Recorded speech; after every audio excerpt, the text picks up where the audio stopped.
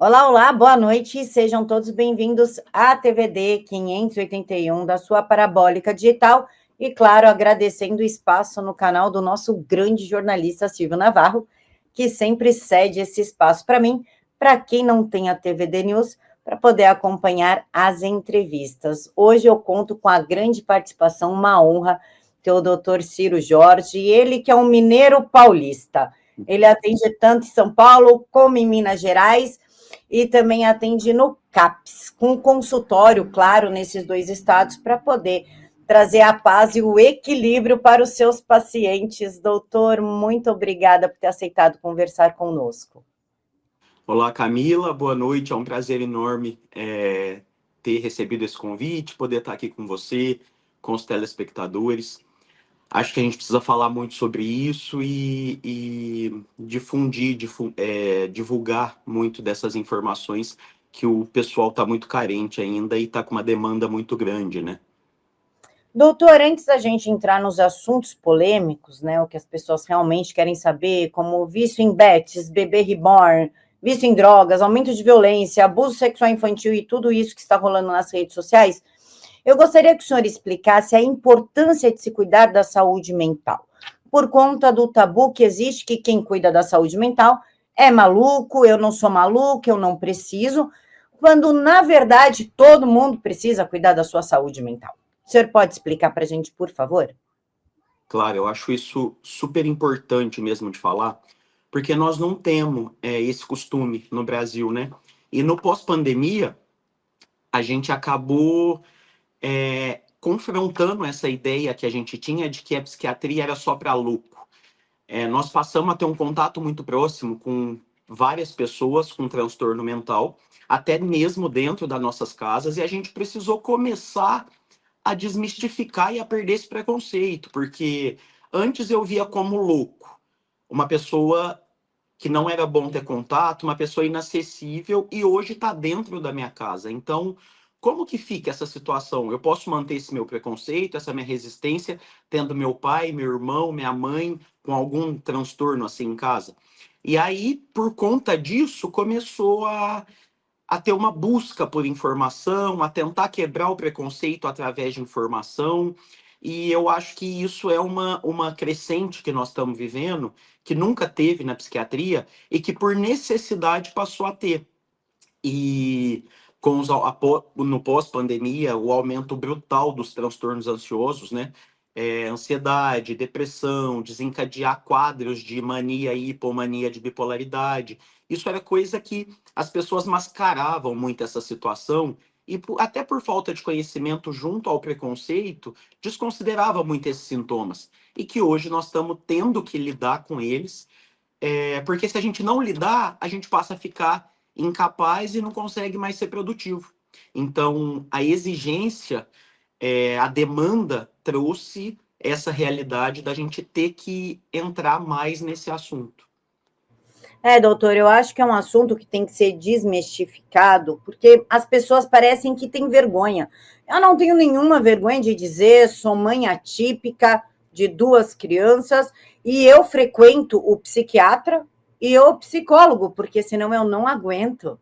Eu Uhum. surto como mãe atípica, sozinha, que cuida de. Na verdade, eu tenho 3 filhos, sendo 2 neuroatípicos. Qual é a urgência, a necessidade de pais atípicos estarem em contato com o tratamento da sua saúde mental, doutor?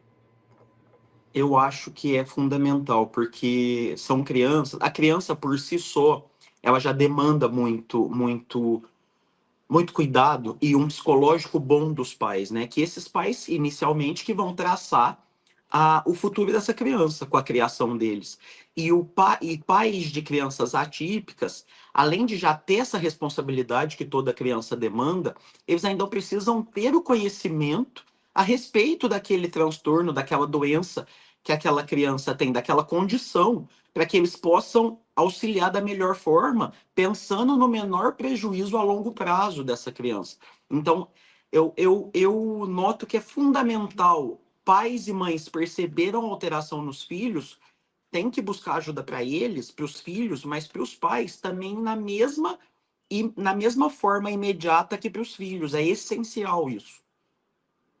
Doutor, já que falamos em crianças atípicas, eu sou a mãe de uma neurotípica, de uma jovem de 17 anos que está para entrar na faculdade, totalmente típica, de um de 9 anos atípico e de um de 3 anos atípico, sendo esse de 3 anos com TEA nível 3, não verbal, sem desfraude, estereotipia e tudo aquilo.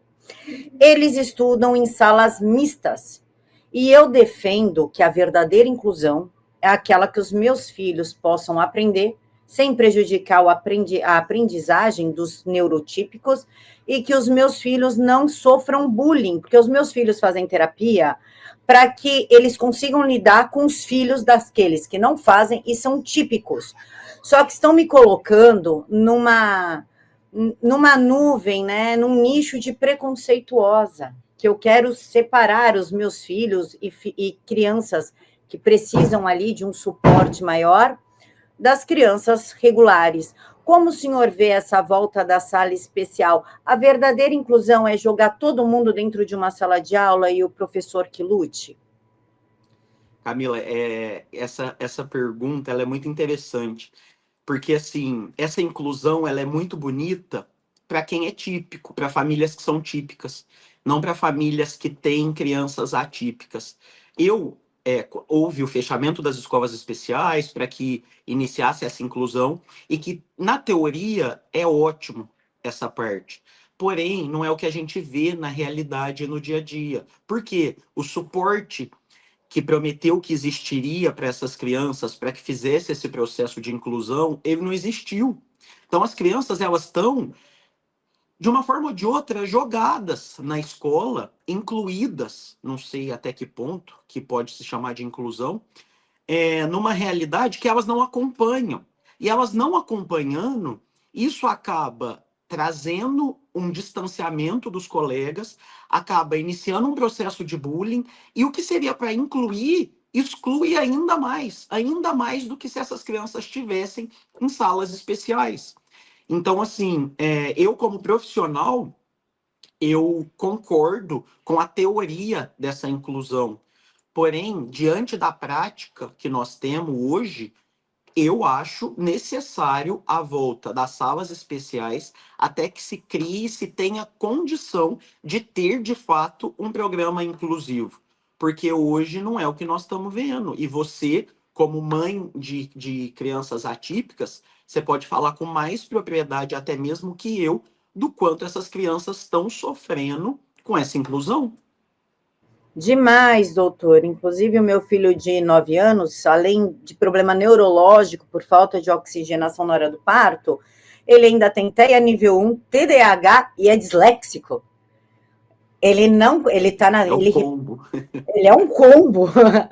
E ele não consegue acompanhar a terceira série, ele repetiu de ano, está na terceira de novo, e faz a prova da primeira série. O senhor não concorda que é injusto, até para os alunos regulares, a professora ter que diminuir o nível da aula dela para que somente o meu filho acompanhe a aula dela? Claro, claro. É por isso que eu te falo que, na teoria, se eles tivessem esse professor auxiliar que ia dar todo o suporte para que a série caminhasse de forma regular, mesmo com esse aluno atípico, que ia conseguir estar suprindo essa deficiência com um auxiliar, seria ótimo. Era o cenário que a gente queria, dessa convivência, dessa socialização, sem nenhuma exclusão, mas não é o que a gente vê desde que iniciou. E outra coisa, se a gente pegar os últimos anos para cá, a gente também não vê uma melhora desse programa. Então, assim, nós vamos bater nessa tecla até quando para manter essa inclusão que, na verdade, mais exclui do que inclui.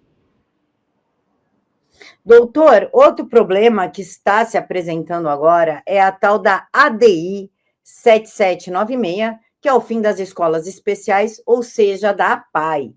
O senhor pode explicar para a gente, por favor, a importância da APAE e a importância que a gente lute contra essa ADI, ação direta de inconstitucionalidade, para quem não sabe o que significa, e por que que as escolas especiais são essenciais para certos tipos de aluno e como isso vai trazer grandes problemas?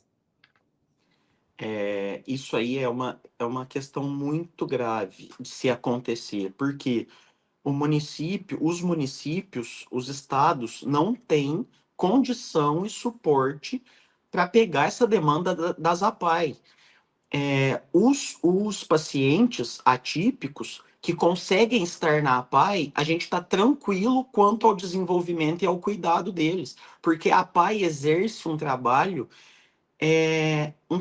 de maestria com essas crianças e com esses adolescentes, que é assim, que nenhum outro serviço público nesse momento a gente consegue oferecer nem próximo do que eles oferecem. E aí, a hora que tirar esses alunos dessas instituições, nós vamos relocar eles aonde? E se conseguir um lugar para relocar, qual a garantia de um serviço de qualidade? Nenhuma.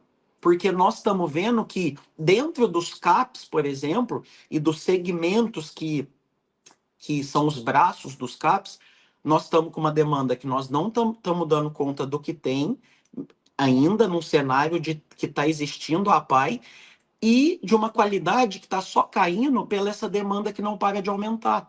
Então, se vier mais a demanda das APAES, do fechamento da APAE, como que vai ser? Nós vamos trabalhar de que jeito? Nós vamos poder garantir qual suporte, qual evolução para esse paciente? Essa é a minha preocupação.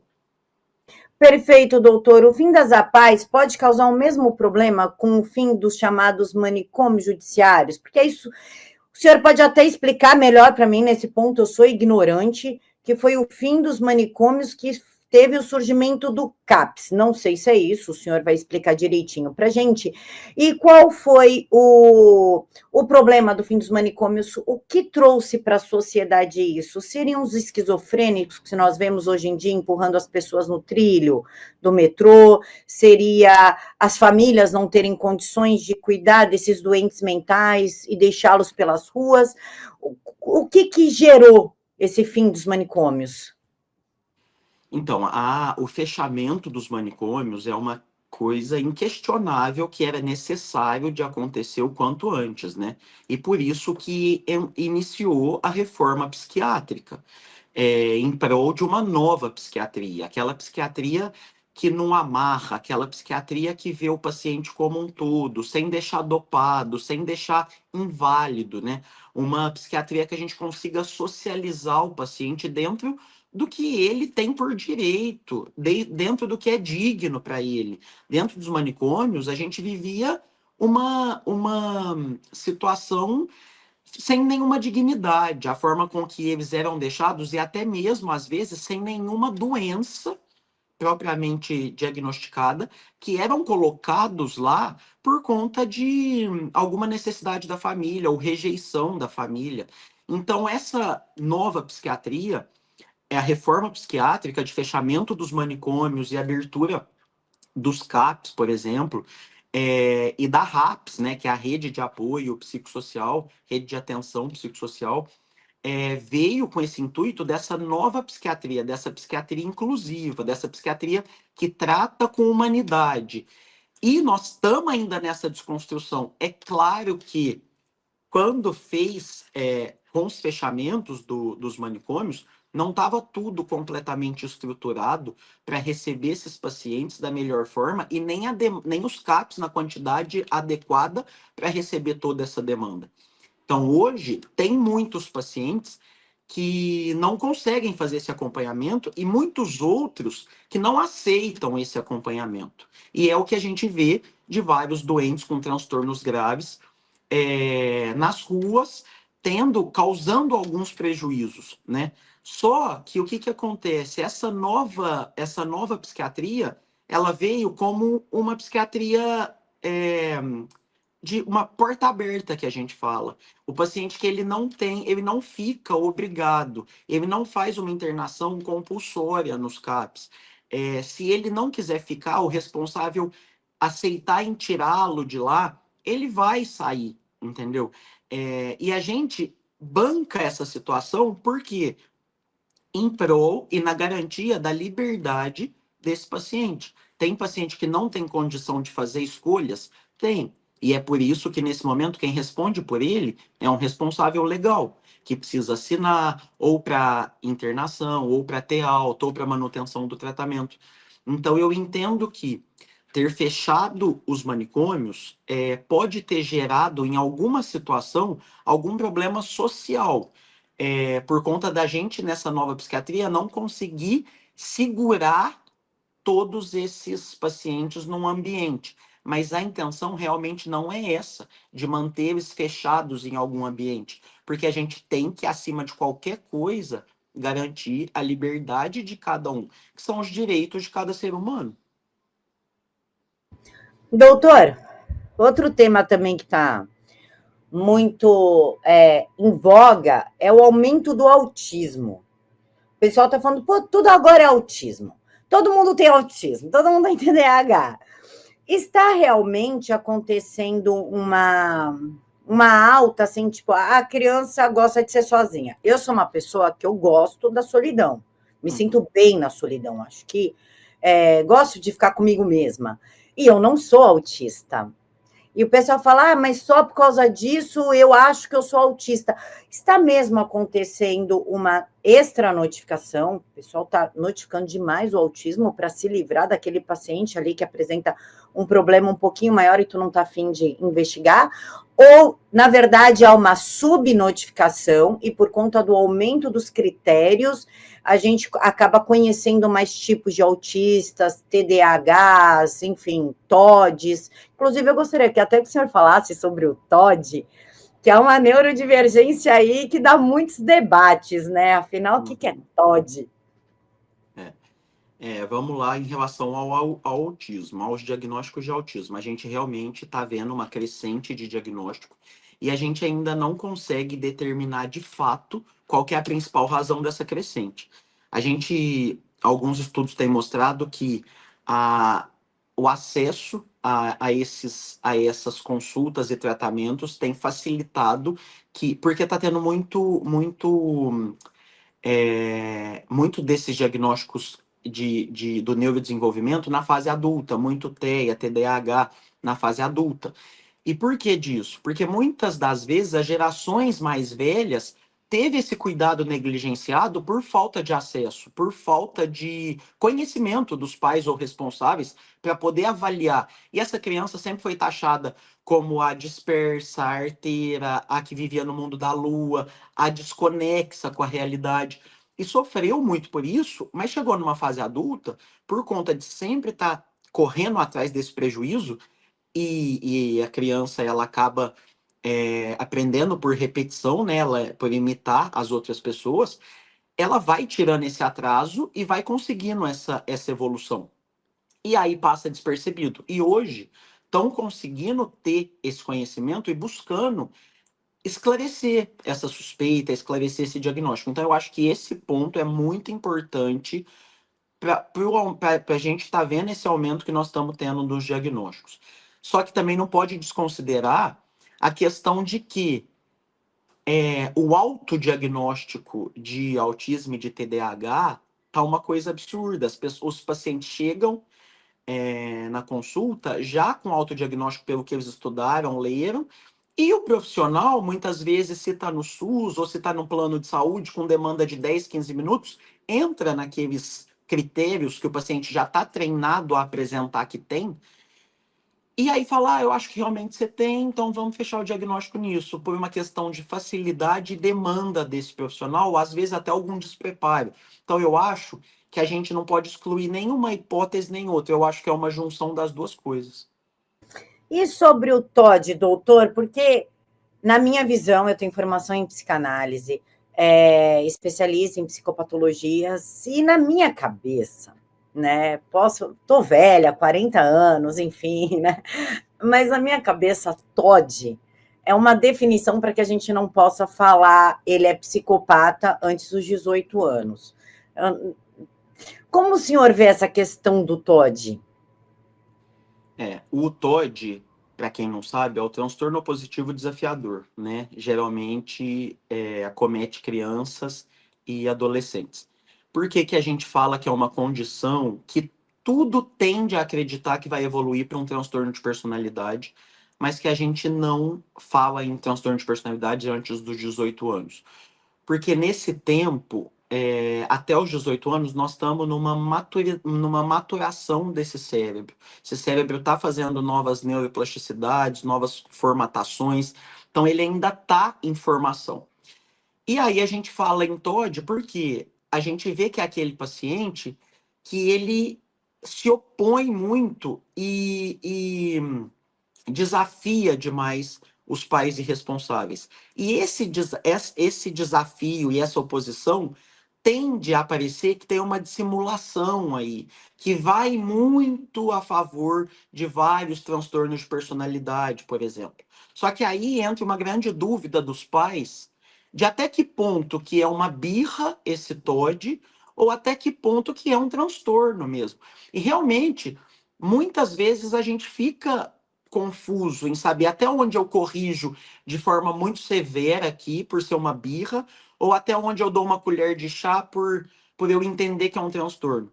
E isso aí, os pais que convivem com crianças com TOD, eles não têm dúvida do diagnóstico, porque vai muito além de uma birra. É uma situação que o paciente, ainda mais quando ele vai ganhando, vai crescendo e ganhando mais força, e ficando mais velho, você percebe que ele vai pro embate mesmo, embate com o pai, embate com mãe, embate com qualquer pessoa que desafia ele ou que dá uma negativa para ele. E você vê que na birra ele não se colocaria naqueles riscos, porque a birra, ela não faz você perder a noção da tua razão e não a questão da razão, mas a noção do medo de que naquela situação você vai sair prejudicado se você for para o embate, que a pessoa é muito mais forte que você. E a criança vai e faz isso numa situação dessa no TOD, por exemplo, porque ela o sentimento que vem nela é tão forte, a impulsividade é tão grande que ela perde essa crítica e vai para o embate. Então, a gente vê nessas situações que os pais vão relatando o quanto que consegue ser diferente uma birra do transtorno de fato. A gente pode dizer, doutor, que muitas dessas birras e desse enfrentamento, que muitas pessoas veem até como uma falta de educação, de fato seria uma falta de limite ali na primeira infância, não vamos colocar zero, vai, porque zero também não dá, né? Mas dos 7, 8 meses até os 4 anos, onde foi criado como um reizinho da casa, e aí perde-se o controle e, portanto, surge-se o TOD? Com certeza é um dos principais fatores, é essa falta de limite na primeira infância. A primeira infância, a gente costuma falar na psiquiatria que ela é a fase de menor duração, mas aqui traz consequências na maior parte da vida. Então acaba sendo que, mesmo que seja a menor duração, é a mais duradoura nessa vida, né? E por isso que a forma com que os pais vão lidar com essa criança nesse momento vai ditar quase que 100% da trajetória emocional dessa criança, tanto para o lado positivo quanto para o lado negativo. E desde aí, essa criança começa a reforçar um comportamento é, de oposição, de desafiador, de resistência com esses pais que vão dando uma afrouxada nesse limite dessas crianças, até que chega uma hora que sai do controle. E aí começa a enquadrar num transtorno. Doutor, por falar em transtorno, agora não tem como, a gente tem que falar de bebê reborn. Não, não dá. Tá assim, é transtorno, não é transtorno, é para chamar atenção, não é para chamar atenção, é uma brincadeira, não, já passou da brincadeira, do imaginário e já trouxe para a vida real. Como o senhor vê essa questão do bebê reborn de mães em Santa Catarina? Uma mãe levou a bebê reborn da filha de 4 anos para vacinar. Já quase não tem vacina mais. E ainda queria que gastasse uma vacina com um reborn. A outra pegou fila preferencial no supermercado. A outra pediu para o pessoal aqui no Ibirapuera parar de jogar bola porque o reborn dela tinha acabado de dormir. A outra leva no SUS. A que ponto isso é uma brincadeira para viralizar nas redes sociais em que momento isso realmente já está se tornando aí uma patologia, uma psicose, digamos assim? Não tem como a gente não falar disso nesse momento, né?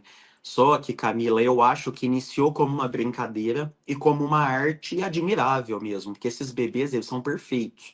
Quem produz esses bebês é de uma perfeição, assim, indiscutível. Só que eu acho que agora já passou desse limite. Eu acho que inicialmente começou com uma brincadeira para chamar atenção, para curtição, para likes. Só que essas pessoas que ainda estão em sã consciência, elas atingiram um público já com algumas fragilidades emocionais que acabaram entrando nessa onda sem esse discernimento de realidade e brincadeira, entendeu? E aí, esse público passou a, com essa criança, com esse bebê, com esse boneco, passou a dar força para algum transtorno que ele já tinha algum gatilho ou que ele já fazia algum tipo de tratamento. E foi interessante que até na psiquiatria a gente tem conversado muito disso, que antigamente nos manicômios, ou mesmo as pessoas que a gente falava, os doidos da rua, sempre tinha algum boneco, algum bichinho, alguma coisa pendurada neles, ou que eles davam vida a algum objeto e humanizava esses objetos. E isso nos manicômios era quase que com todos os pacientes.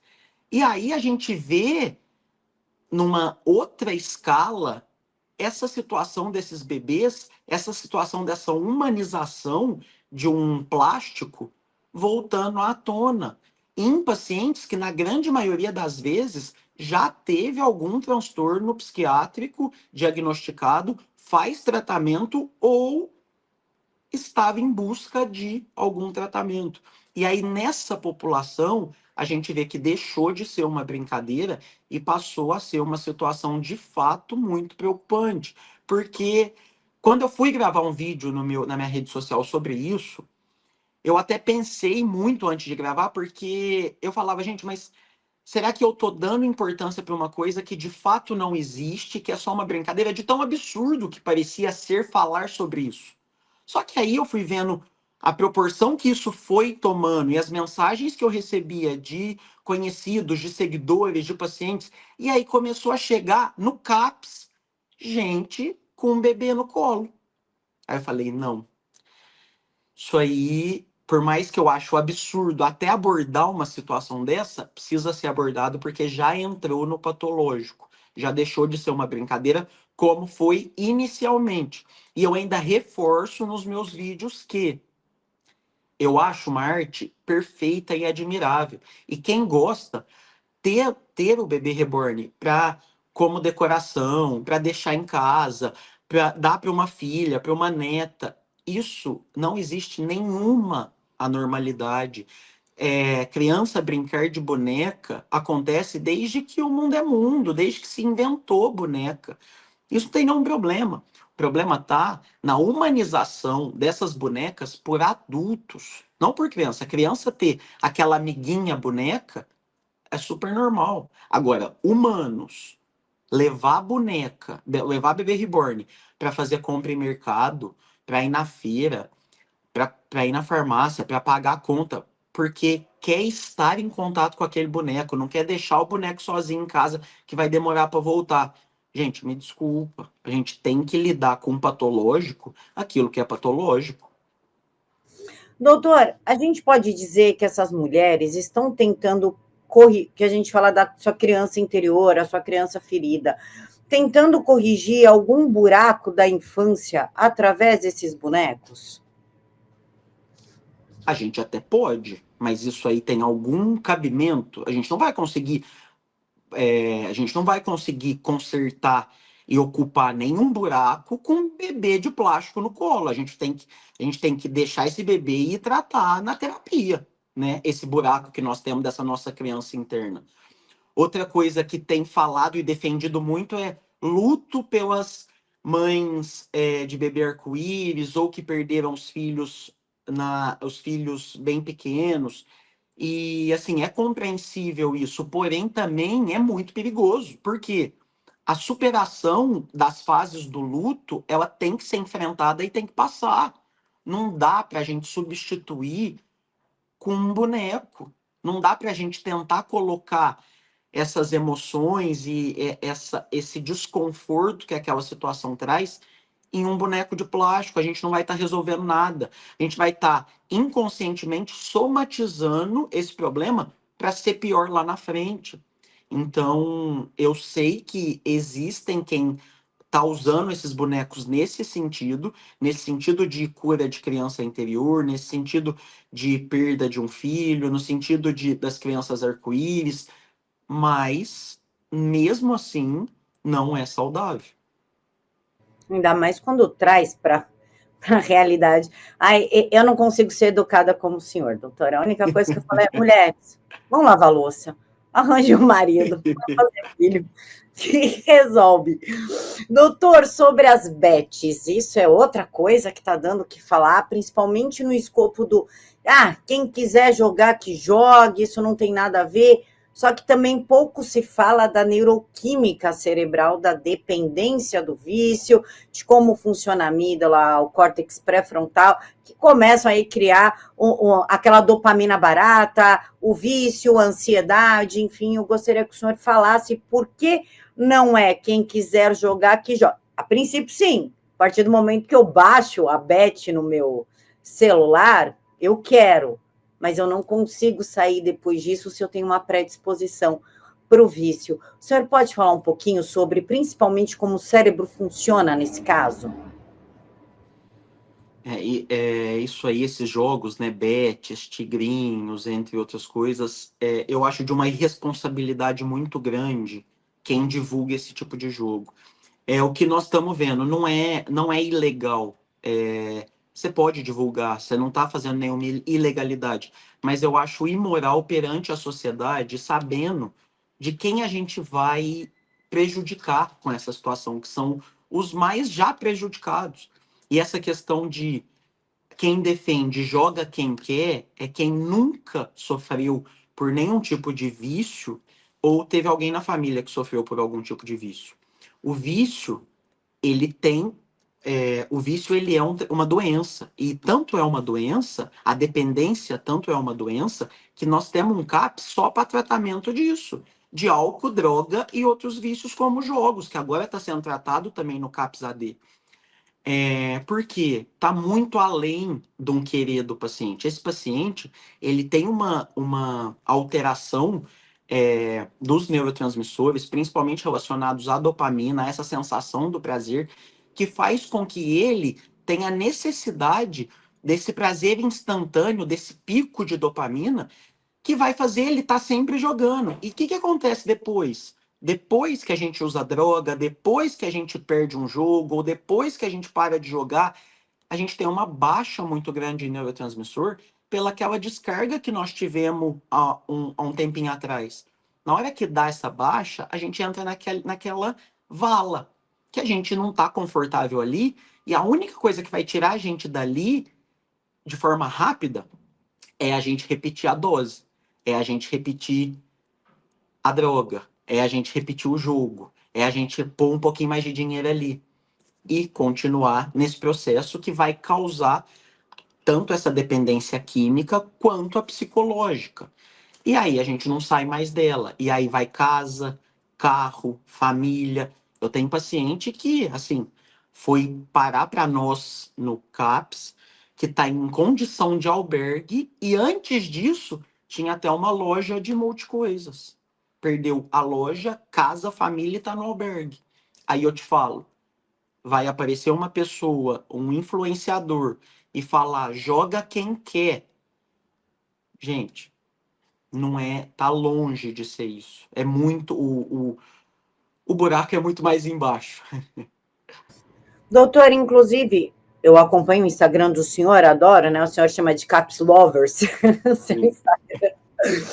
E o senhor colocou um post há 3 dias atrás, né?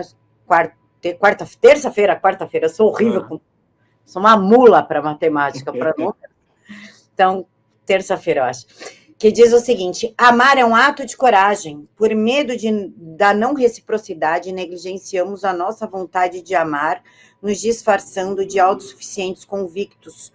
Pergunto, essa história de culpar, ainda nesse caso dos jogos, de falar o cara que quer jogar, joga sem pensar na família dele, sem pensar em tudo que se traz, é uma incapacidade de amar o outro, é uma incapacidade da compaixão pelo outro, pensando somente na minha autossuficiência, na minha conta bancária? Não. Quando a gente se fala de uma dependência e de um transtorno, não. Porque essa pessoa, esse dependente, ele pode ter uma capacidade de amar e ele pode ter um amor absurdo pela família, muitas das vezes até maior que o amor próprio dele, que é, às vezes, o que faz ele ter perdido um pouco, mas em prol de ganhar mais para dar uma condição melhor para a família, ele vai insistindo até na hora que não tem mais mesmo como fazer. Então a gente não pode, porque nesse sentido de falar, de trazer uma não capacidade de amor, de amar dessa pessoa, e por isso ela se prioriza e faz as vontades dela, independente da consequência, a gente está minimizando esse problema dele. A gente está pondo essa dependência dele como uma escolha. Eu escolho jogar por total consciência do que eu estou fazendo. E não é isso. Vai muito além dessa escolha. É mesmo um vício, é uma dependência. Não, doutor, mas no caso de quem indica esse jogo, por exemplo, o senhor tem mais de 100 mil seguidores. Ah, Se o senhor quiser indicar, falar, gente, joguem no Tigrinho para se divertir, quando sabemos que não é isso, é para enriquecer o senhor, entendi a sua pergunta agora. seria a falta de amor, a falta da capacidade de amar e entender o outro? Eu interpreto totalmente dessa forma, como, assim, na posição de influenciador, eu acho que eu divulgar um jogo desse é uma falta de amor ao próximo, às pessoas que eu sei que são vulneráveis a essa situação e que podem perder tudo para isso. E por que que eu faria isso? Eu faria isso pelo ganho que eu vou ter. E eu posso te falar que já me ofereceram milhares de vezes para divulgar jogo. Só que eu jamais aceitaria porque a minha área, o meu nicho, a minha profissão é justamente para combater e para dar suporte para quem está sofrendo dessas ações irresponsáveis. Então não tem como eu fazer uma coisa dessa. E eu interpreto dessa forma. Eu acho que é uma falta de empatia, uma falta de amor ao próximo, só pensando no teu ganho. Reforço, não é ilegal, você pode fazer quantas vezes você quiser. Só que essa imoralidade eu acho que vem carregada pela falta de amor e de empatia. O senhor falou em imoralidade e falta de amor. Isso nós estamos vendo aí o tempo todo, né? Parece que as pessoas realmente perderam a capacidade de olhar o outro, de se importar com o outro, e só se importa realmente com a aparência, com o que a pessoa tem financeiramente falando. Nós deixamos de ser pessoas e viramos objetos. Uhum. É por conta disso o aumento da violência, principalmente dentro das escolas, porque é uma nova geração que está vindo, já está vindo com esse DNA de violência, digamos assim, DNA da falta de amor? Eu acho que principalmente da falta de empatia. A partir do momento que a gente tem uma criação de se colocar no lugar dos outros, consequentemente, o amor vem junto. Porque não tem como eu me colocar no seu lugar sem eu te amar e querer preocupar com esse seu lugar, ou sem eu ter alguma consideração por você. E nós passamos a funcionar de um jeito tão autossuficiente tão individualista que a gente esquece de colocar no lugar do outro. Então, assim, se eu não me coloco no lugar do outro, eu não consigo ter noção do quanto que ele pode sofrer com uma ação daquela, e aí não tem por que eu me preocupar de divulgar, por exemplo, alguma coisa que pode fazer mal, porque eu não vou sentir nem de perto aquela dor, e que para mim se resume nessa falta de empatia. Doutor, fomos aí, né, chocados com o caso de um aluno que espancou uma professora de 49 anos, isso porque antes ele estava ofendendo ela, chamando-a de burra, de velha, e os colegas rindo, assentindo, achando engraçadinho, e os pais X nada fazem, nada fizeram. Essa geração está vindo com essa violência selvagem por conta de falta de limites em casa. O que está de fato acontecendo com essa geração? O senhor pegou algum caso assim? Eu não peguei, é que nesse momento eu não estou trabalhando mais com infância, né? Então, assim, nem infância nem adolescência. Então, eu não peguei caso desse tipo. Só que para mim isso aí não tem como a gente tentar encontrar algum transtorno para isso. Isso aí é falta de respeito, de educação e de limite. E que são três coisas que ou vêm de casa ou não vêm.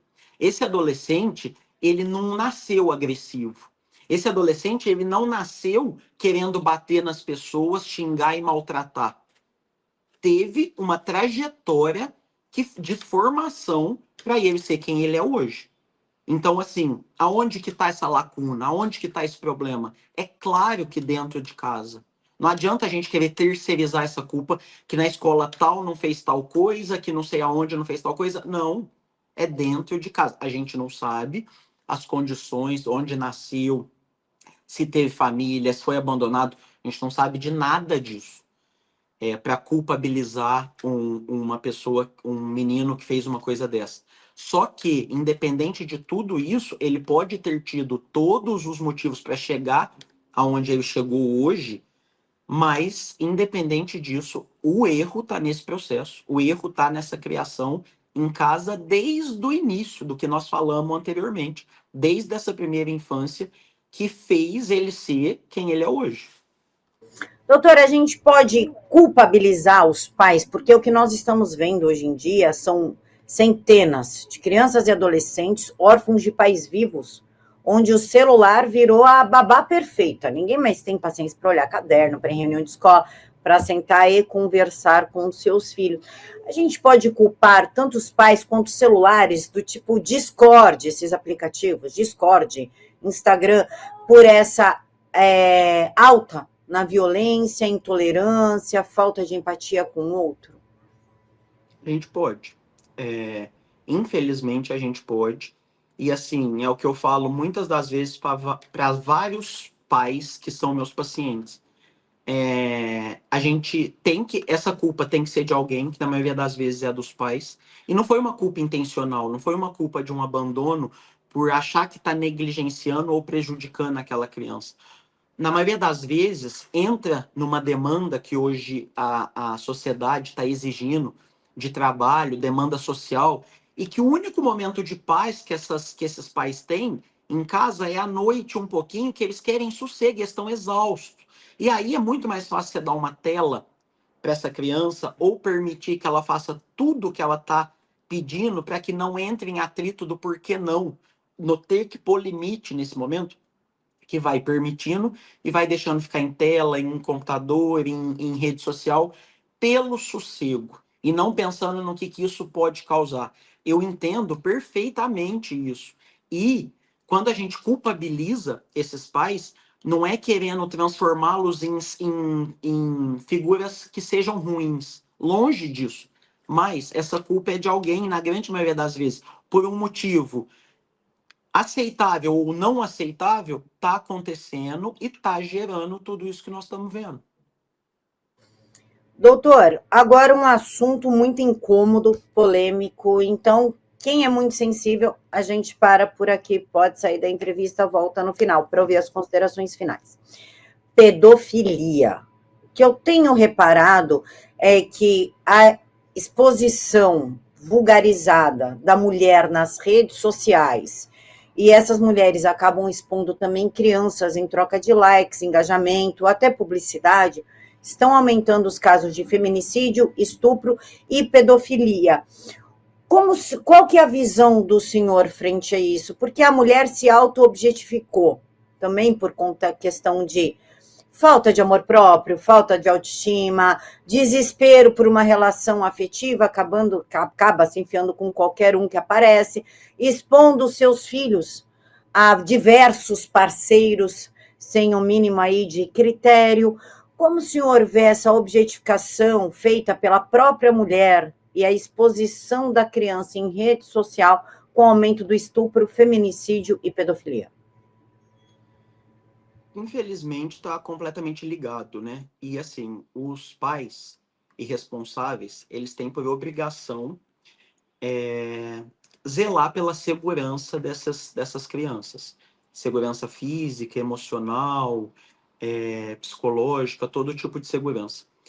E no momento que você faz uma exposição dessa em rede social, você está proporcionando que essa segurança seja infringida, né, de alguma forma. Por quê? Você expõe essa criança, só que não vai ser a todo momento que você vai estar do lado dessa criança. E a gente não sabe o que acontece, a gente não sabe o que acontece nem nas casas dos familiares. Quando eu estava no CAPS infantil, a maioria dos estupros e dos abusos sexuais aconteciam com demais familiares, em casas de familiares, nas quais os pais estavam teoricamente tranquilos. E se isso acontece dentro das próprias casas de pessoas conhecidas, imagina fazer uma exposição em redes abertas na qual tem de todo tipo de gente, na qual chega para todo tipo de público essas imagens e que a gente não sabe como que esses pedófilos vão reagir naquele vídeo. Aí começam as perseguições. Quantos casos que tem de pedófilos que perseguem as crianças em entrada e saída de escola? Então, e é óbvio que existe exposição e exposição. Tem vários perfis de mães com crianças que eu mesmo sigo, que eu adoro, o perfil que eu sinto que é saudável, que a criança ela está sendo exposta numa forma de acrescentar, de contribuir de ensinar alguma coisa sem nenhuma vulgaridade de roupa, de nada. Isso eu acho saudável. Agora, uma exposição vazia, a trocas de likes, que a mãe aparece super vulgar e traz a filha para esse lugar de vulgaridade, ou mesmo o pai, né? Porque a vulgaridade de mãe e de pai. E trazem a filha ou filho para esse mesmo lugar, isso está diretamente ligado ao aumento dos casos de estupro, dos abusos e por aí, das perversidades, né? E por aí vai. Doutor, o que leva uma mulher a se vulgarizar desta forma numa rede social, sabendo que o que cai na rede nunca mais sai? Não adianta pagar perfil, entrar na justiça para tirar foto de outros sites, não adianta. Uma vez na rede, sempre na rede. Qual que é a construção emocional, psicológica dessa mulher para se colocar como um pedaço de carne frente a tantas pessoas? O que está levando as mulheres a fazerem isso? Então, essa pergunta é um pouco difícil, assim, porque ela é mais voltada para a psicologia, né? Eles conseguem ter um manejo e um entendimento melhor. Porque é multifatorial, né? Não tem como eu te falar, ó, estão fazendo isso por isso. Eu acredito que seja por algum vazio muito grande e um desespero, que está completamente ligado a uma certa imaturidade de alguma forma, e na maioria das vezes imaturidade emocional. Essa pessoa que está fazendo isso naquele momento, ela não tem a noção desse pós, ela não tem a noção de tudo de ruim que isso pode causar e que é um quadro irreversível. Ela quer fazer o agora para ela atingir um objetivo nesse momento, seja lá qual for, seja financeiro, seja de conquista, seja qual for. E depois, o depois a gente vê. Esse depois a gente vê é muito comum em pessoas que são imaturas, né? Seja qual for o tipo de imaturidade, mas pessoas imaturas, elas tendem a ser inconsequentes. E aí faz esse tipo de coisa e quando estoura, que vem tudo à tona, a pessoa fala: "Nossa, eu não devia ter feito isso porque eu não sabia que ia chegar no que chegou". E às vezes, de fato, ela não sabia. Só que naquele momento, por algum vazio, por alguma insegurança, ela está criando aquele personagem para poder chamar a atenção de alguma forma. Então, eu vejo como multifatorial e assim, quando você começa a fazer um processo terapêutico, você vai vendo que mesmo que várias mulheres estejam fazendo o mesmo tipo de exposição, cada uma delas têm os seus motivos e têm os seus traumas para estarem naquela situação. Então, fica difícil da gente padronizar.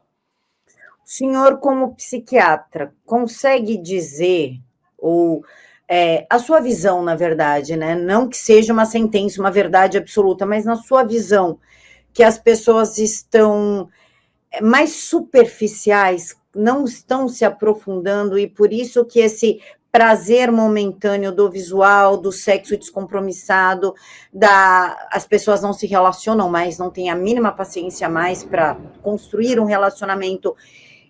É por conta de uma geração altamente imediatista, viciada numa dopamina rápida para, sei lá, cobrir algo dentro de si que não quer encarar? Sem dúvida, sem dúvida. É uma geração do aqui e agora, né? E os aplicativos de relacionamento, eles vêm nessa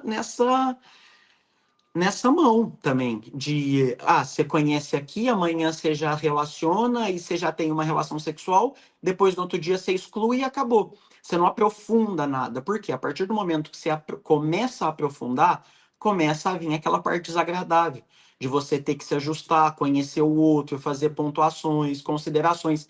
E isso não vai te dar prazer em momento algum. Isso não vai te liberar dopamina, você não vai sentir bem-estar nisso. Então vamos desconsiderar esse aprofundar e vamos ficar mesmo na superficialidade, que a gente vai conseguindo ter um prazer atrás do outro. E hoje está se pensando assim. Só que aí, tudo que é sério, tudo que é duradouro, tudo que cria laço, não é superficial. A superficialidade não te permite isso.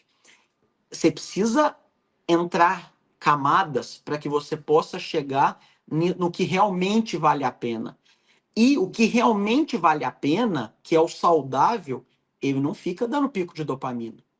Ele tem uma estabilidade com algumas oscilações boas e outras ruins.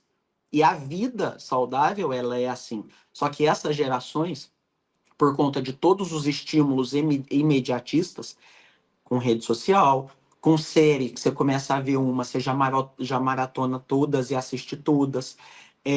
Tanto que estão deixando de fazer, por exemplo, ler um livro, que você não vai conseguir ler todo de uma vez, para assistir o que já está no formato de série ou de filme.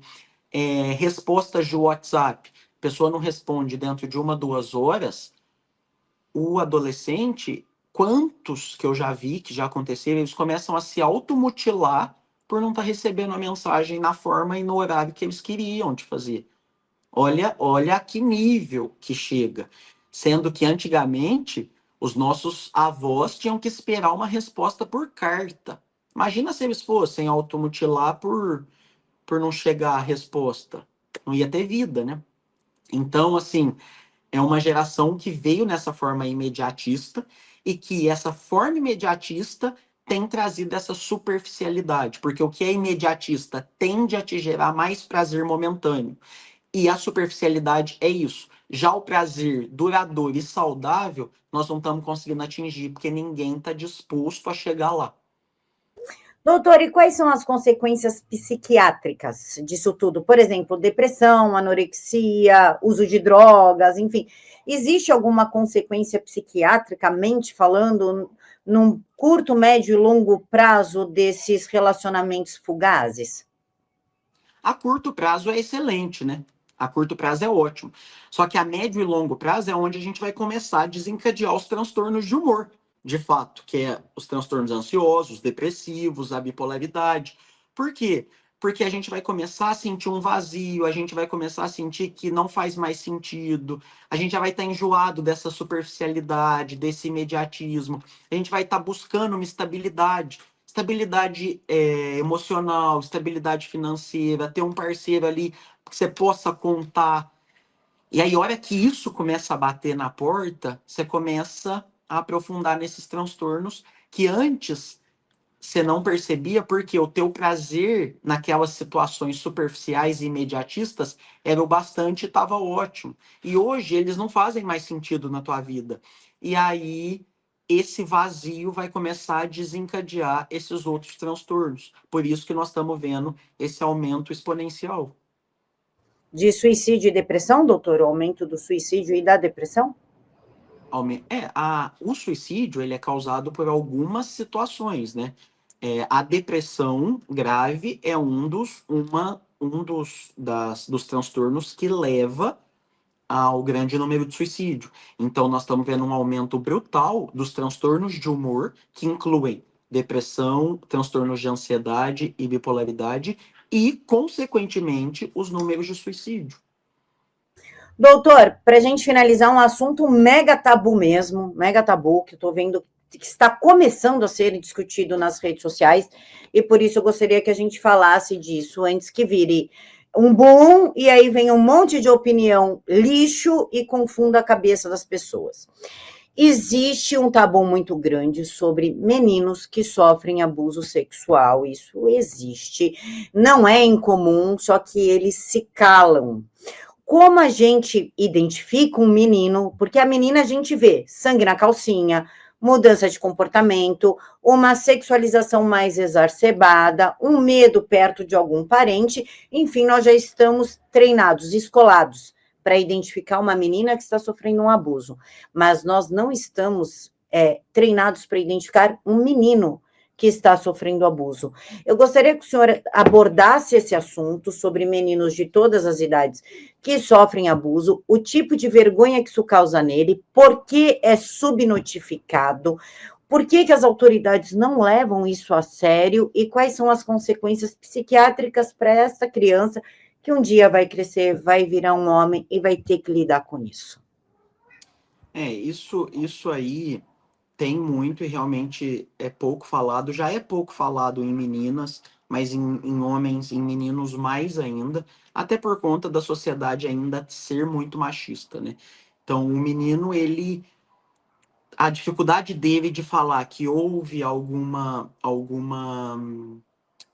tipo de penetração ou que teve algum tipo de manejo, manipulação ali daquela região, para ele é inadmissível de ser falado, ele não consegue expressar isso, ele tem muito mais dificuldade, porque ele já traz essa questão do machismo, muitas das vezes que já foi inserido desde o nascimento da maioria das famílias.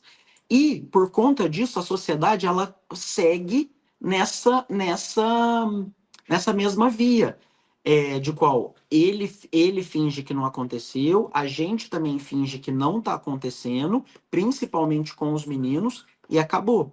Só que eles não tem como as pessoas de fora notarem com facilidade, porque não tem, como você falou, realmente não tem nenhum um sinal muito pontual.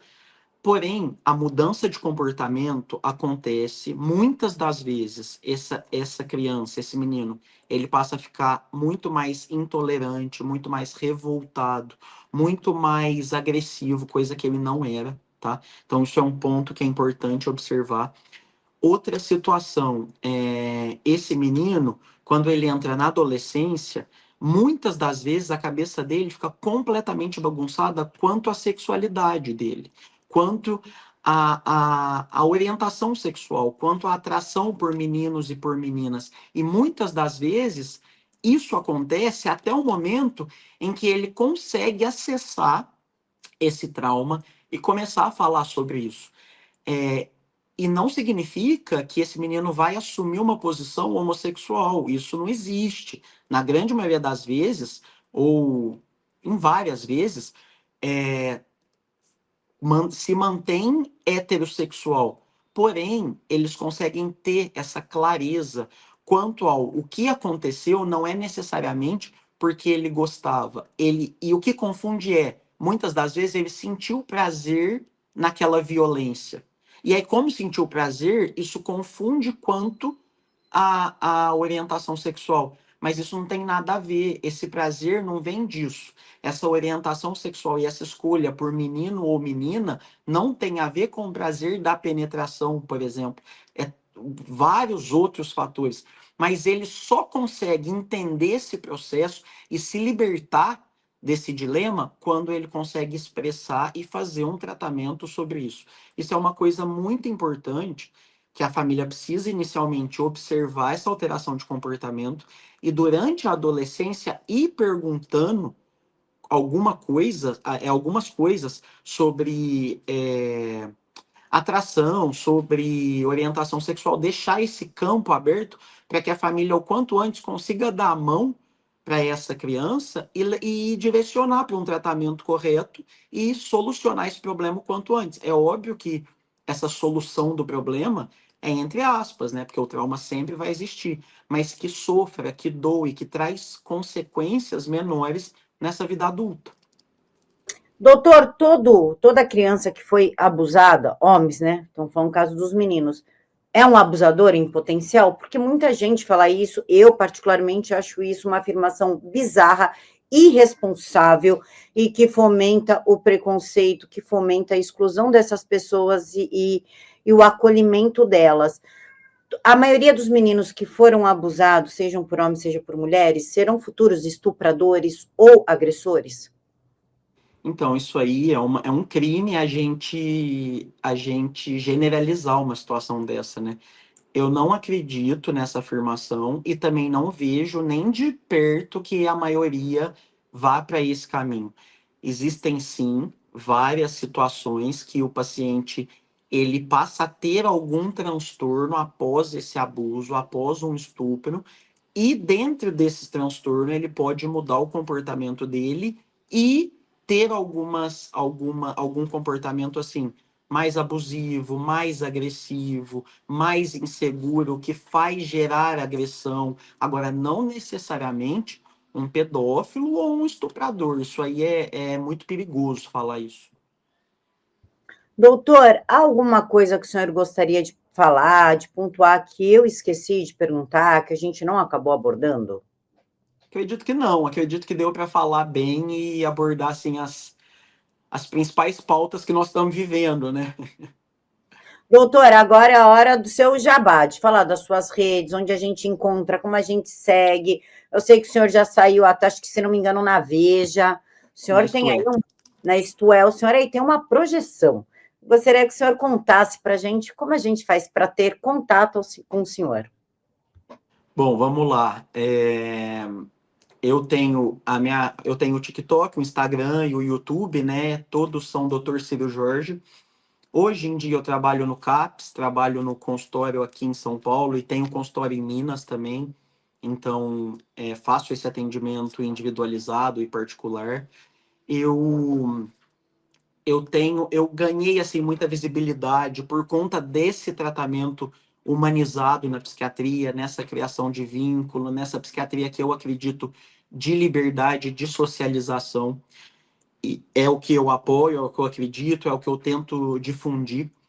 E agora, nesse momento, eu estou acabando de estruturar um curso que vai ser lançado muito em breve sobre transtornos de humor para leigos mesmo, que é assim, o intuito desse curso é identificar os primeiros sinais e sintomas, o que que dá, como que dá para ter tratamentos não farmacológicos, dependendo da situação desse transtorno, quais os tratamentos farmacológicos, como que é importante identificar fatores de risco, como é, genética, como antecedentes familiares, como é importante identificar o teu comportamento, se é um gatilho, se pode desencadear alguns desses transtornos. Então tá tudo, tô finalizando tudo isso para lançar esse curso, que aí eu vou colocar nas plataformas e divulgar.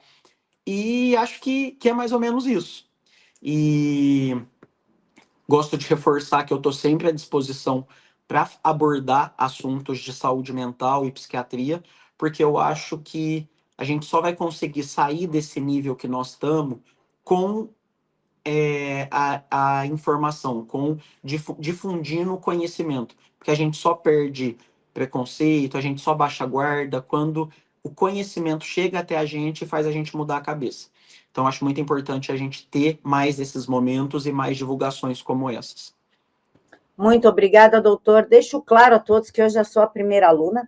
Pode me mandar o link, eu adoro esses cursos. Eu acho que quanto mais a gente, mesmo sendo da área, mais a gente aprende, mais a gente adquire conhecimento, mais pessoas nós conseguimos ajudar.